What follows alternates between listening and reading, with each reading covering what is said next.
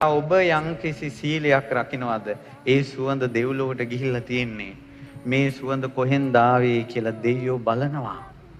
ඔබ අවංකවම පංචශීලයක් රකින්නවා නම් අවංකවම අටශීලයේ රකින්නවා නම් අවංකවම බඹසරක් රකින්නවා නම් අවංකවම සාමණේර සීලයක් රකින්නවා නම් අවංකවම උපසම්පදා සීලයක් රකින්නවා නම් ඔය සුවඳ දෙව්ලොවට ගිහිල්ලා තියෙන්නේ.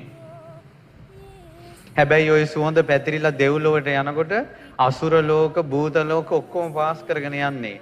අසුරයෝද භූතයෝද මේ සුවඳ එන තැනට අප්පිරියයි. ඔවුන් බලන්නේ සීලේ නැතිකරන්න. ඒ නිසායි කාලයක් හොඳට සිල් රකින්න අයට බාධා පැමිණිලා මේ සීලයට අනතුරු වෙන්නේ.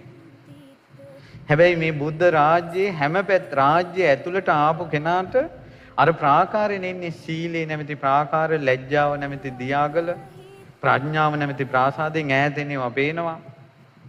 ඒ සද්ධාව නැමැති ඒ ශිඛා ස්තම්භයේ තියෙනවා. වැටුනොත් ගොඩ යන විදිය තේරෙනවා. ඉතින් මේ නගරේ රැකෙන්න පුළුවන් මේ ಗುಣධර්ම ඔක්කොම තියෙනවා නා. දැන් එතකොට තියෙනවනේ මේක කර්මයෙන්නේ ගන්න තියෙන්නේ. එහෙනම් තේරෙන්නේ නැද්ද? හරියට පංචශීලයක් රකින්නත් සංසාරේ කරපු පිනක් ඕනා. ඒ නිසා බුදුරජාණන් වහන්සේ හොඳට සිල් රකින්න උපකාරක ධර්මයක් විදිහට වදාහලා ඒ තමයි ආචාර ගෝචර සම්පන්න බව. හොඳට ඇවතුම් පැවතුම් තියෙන එක. ඊළඟට වත්පිළිවෙත් කරන එක. අතුපතු ගානේවා, වැසිකිලි කැසිකිලි සෝදනේවා, මම්මත් සෝදනේවා, ඊළඟට බෝමලු සෑමලු අතු ගානේවා. ඒ ඔක්කොම කුසල් බලේ සීලයට අනුබල දෙනවා.